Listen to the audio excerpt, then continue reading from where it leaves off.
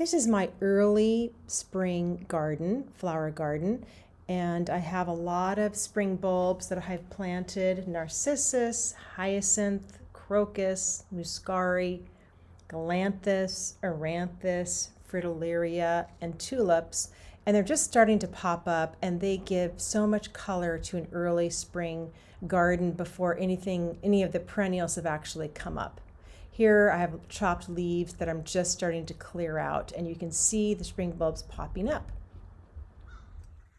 A month later, here we are with the bulbs just coming out. It's mostly green, but the garden, as you can see, is very low and strappy allium leaves. My roses are starting to bud out. Here we have a little fountain. We wanted a water element. We just put that in October. Here's a pagoda dogwood just budding out, and the only flower really is this hellebore. The weather can be really crazy here. It's early May and we have snow and hail.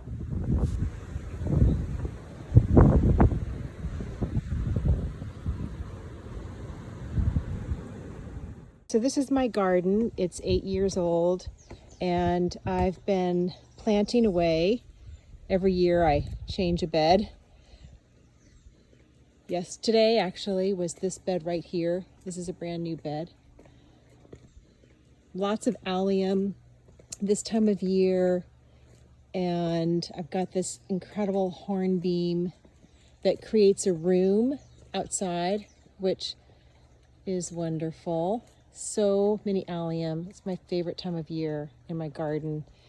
Later on I'll have super tall, blousy flowers, but for now it's mostly green and purple. And there is Peter. Hey!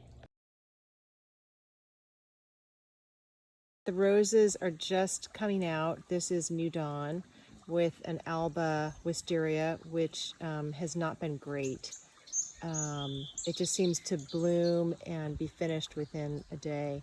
And over here I have the classic purple wisteria, which is done beautifully, and that is about 7 months old. Over here is another rose. I forget the name of it. I saw it at Wave Hill, the garden in the Bronx, a favorite garden of mine, and that is about to bloom. It's kind of a purpley rose with a yellow center. I think that's really pretty.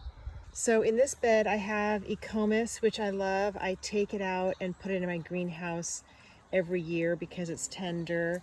In this bed I wanted to show you my Mardigan lily, which are so pretty until the Japanese beetle eat them. This grass called Forster I love, that turns a golden color in September, October.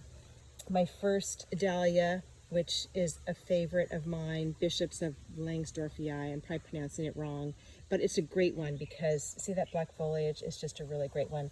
And this golden Catinus, I can't tell you how much I love this. It's such a great background for anything else. My Calamaris, which will have a daisy-like flower. My self-sowing larkspur. I used to have so many of these throughout my garden, but I had a family of rabbits move in, and I, by mistake, dug up the mother and the babies. I put them all back. They all survived just fine. My daughter Gigi tracked them for a good month. They're healthy, but they're eating everything. They've eaten all my larkspur, which is a favorite moment for me.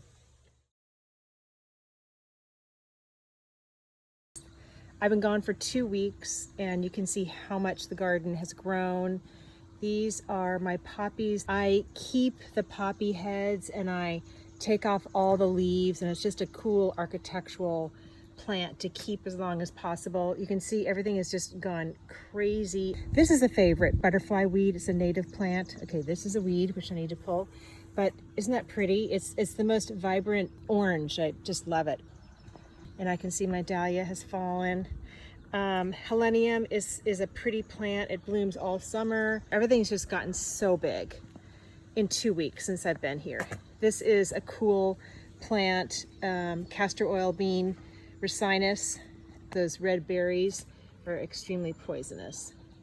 So while I was away, I was in Massachusetts, and I went to a favorite nursery called Avant.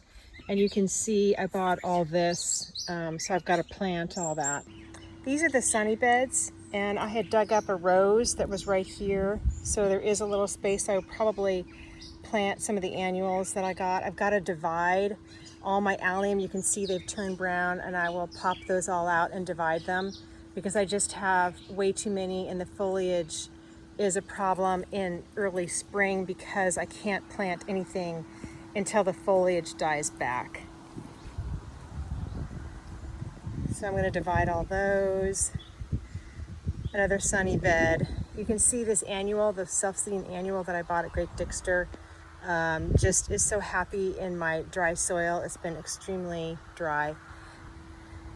And dahlias are coming up, getting some lilies, poppies are ending, the larkspur is still hanging on. So happy to be back.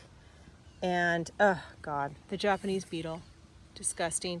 This is Kiss Me Over the Garden Gate, will be about 10 feet tall with magenta flowers on it, something that I think is a really cool plant that if it is happy in your garden, it just takes off. It's mid-July and early morning, and here you have morning glory making its way up my fastigiate beech, which I've trained into a topiary shape, and this blue phlox, which I have to tie up. Pretty much this time of year, I have to tie up all my plants, otherwise everything gets very floppy. This is the field beyond. There's always lots of deer in that field. Continuing to love this bed for its calmness. My clematis tucked into there is happy. Vernonia, which will get a little purple flower next month. Everything's getting taller. And a dahlia I want to tell you about called Twinings After 8. And it's just a soft pink dahlia. It's small, it's like 3.5 feet tall, but black foliage. Another great plant that I'm sure you all know about, Haconachloa all gold. It is such a great bright spot in the garden. It's obviously so happy right here, but I have a lot of it. It's nice to tuck it into corners. It gives softness and it gives light. I've got it all over the garden. I wanted to show you this variegated comfrey. It blooms in May, and then you just cut it to the ground and it comes back so fresh and new. I've also got it over here, and I first saw it at Wave Hill. Now you see it all over at the nurseries, but it really is a cool plant.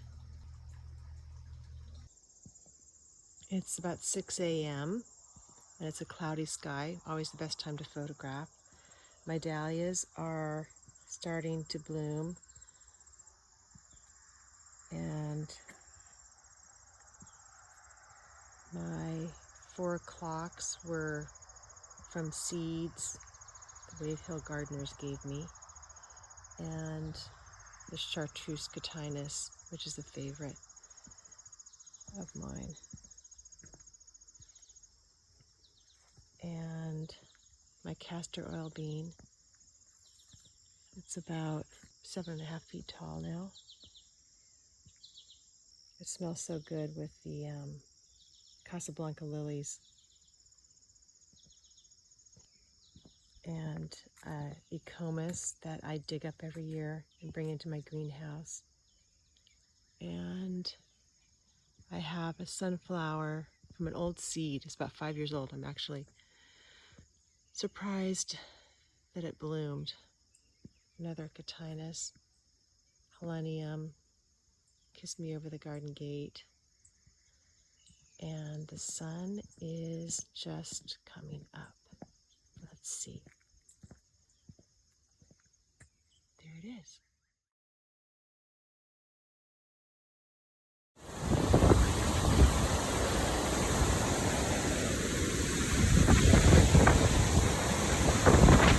Oh my God! Oh my God! Look at that!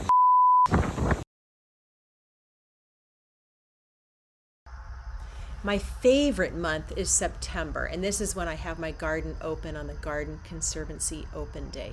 Everything is looking fabulous. It has not we've not had a frost yet. Kiss Me Over the Garden Gate is the tall, pink, droopy flower. The dahlias are looking great. Everything is looking sharp and crisp. And I love the vertical element of the cannas for the first time in my garden. All the greens and that sunflower. You can hear the farmer in the background. He's cutting the field beyond, which you can see right there. The phlox have been going strong since June. I will soon get a frost and everything will get cut down. I would say in about 2 weeks I'll get a frost. I'm going to show you a few plants for the fall, which I really like. This Caryopteris, having that color in September is such a nice foil for everything black and yellow and red. It's just a great plant that is easy care. This cultivar, Caryopteris, is called Dark Night. It's a little iffy in my area. I'm sure it's good for where you are in Westchester, but it's just the most beautiful hyacinth blue, and it's no care.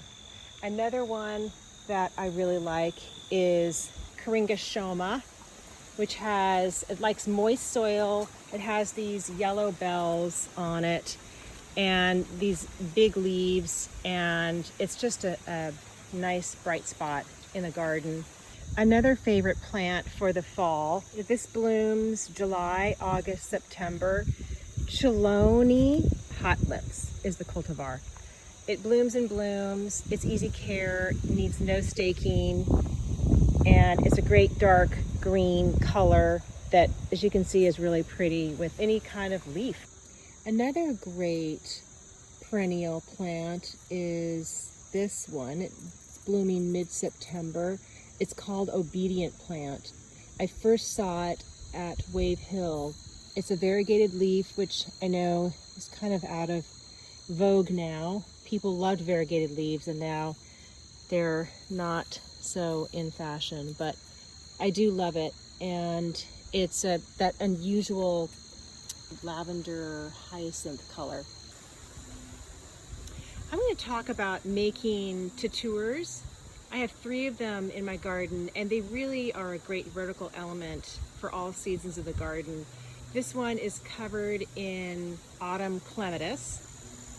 They're made of cedar saplings that I cut from our land in Massachusetts. My son and I made them together. They're about 12 feet tall, and they're secured with stainless steel screws. This one is covered in a rose and black-eyed Susans that have really struggled. I don't know why, but here it is here. It's finally climbing. Here is the 3rd one. And then I thought I'd show you, but you can see the tutur, how rustic it is and how simple it is. It's butterfly season. This was covered in monarch butterflies. Here they are.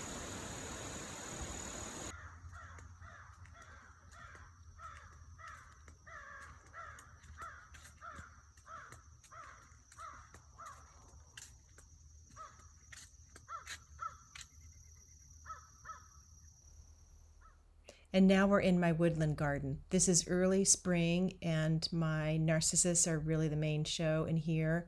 I have dogwood and magnolias, spring ephemeral bulbs that pop up, crocus and things like that.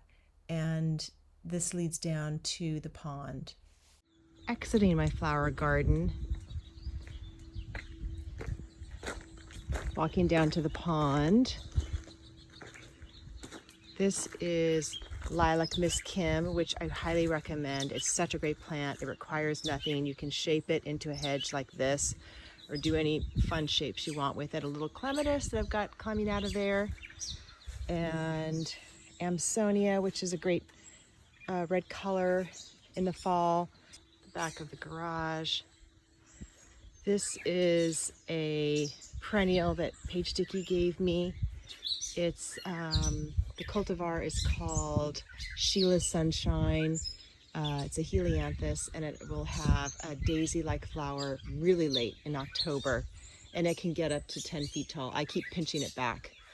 So the woodland, I've really used a lot of ferns because I didn't want to worry about maintenance. And of course, with every garden there's maintenance. I just mulched everything, and it's been extremely dry. So, and this time of year there's no flowers to look at, it's just green. And I just planted this tree 2 days ago, sugar maple, because I had 2 trees fall down, so I'm replacing that. I would love variegated Solomon seal. I brought this back from my Bronxville garden, a few stalks, and look at it after 7 years. So much of it. I just keep moving around. It's so happy. It loves dry. Calycanthus, which is fantastic. There's one called Venus, which I have, that smells like pineapple. That's just incredible. But this is one of my favorite small trees.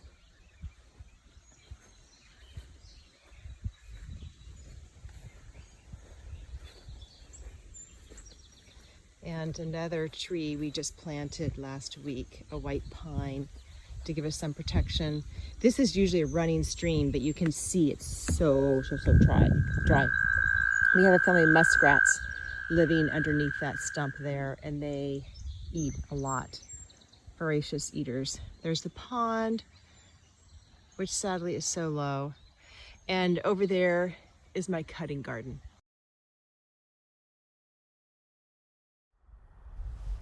About a 2 or 3 minute walk from the main house is my cutting garden. I grow berries and tomatoes, peppers, lettuce, all kinds of peas and beans, and of course dahlias.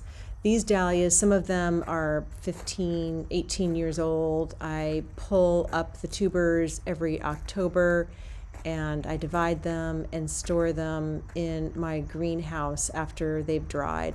And I've tried so many different ways to store them, and it's such an easy thing to do, and you're just assured to have so many dahlias for yourself. I've sent a bunch to my sisters in Seattle, so now they have my dahlias. Tomatoes I grow from seed in my greenhouse in mid-February, which I like doing because it allows so many more varieties than what you can find in the nursery, and it's really very easy.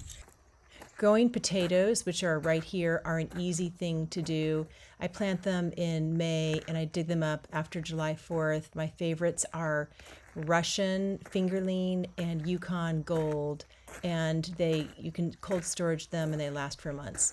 Here I have sweet peas and leeks and beets and beans, and here you can see these beets I need to pull because they are ready. And this is my cutting garden. I wanted to show you, this is a few months earlier, but so you could see the landscape that it's set within.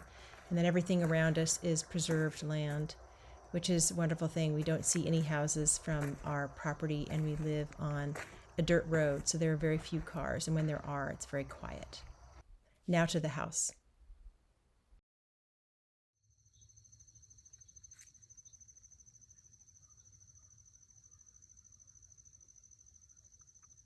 At the front of my house, I have all these boxwood that we planted 8 years ago, and I left them for 8 years because I wanted that cloud effect. And I finally trimmed them. And then here we've had a problem with wet feet, and this is our third tree here. This is a Dawn redwood. It's deciduous. It's a fast grower, and I think it's really pretty, and hopefully that will take. Here are my peony beds, which is really such a wonderful thing to have peonies to cut for about a month. 3 different varieties, the fragrant ones. I thought I'd show you the views from inside the house. The living room looking north and looking east and looking south. We put the garden right outside this window. And I had planted sambucus and some other very tall growing shrubs right here. So everything was blocked. I just ripped out this bed last year and put in some smaller shrubs. So I'm going to take you now to the east side of the house. We have a really deep porch with very high ceilings. They're 12 feet tall. So it's shady, but it doesn't feel enclosed.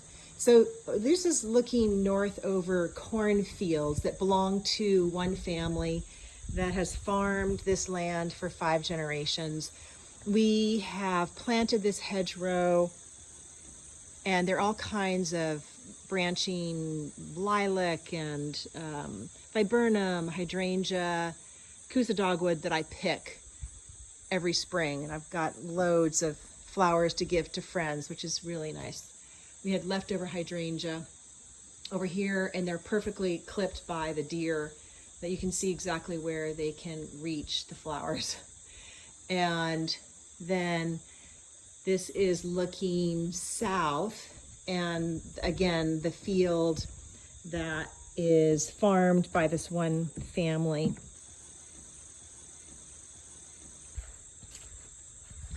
And here is the front of the house.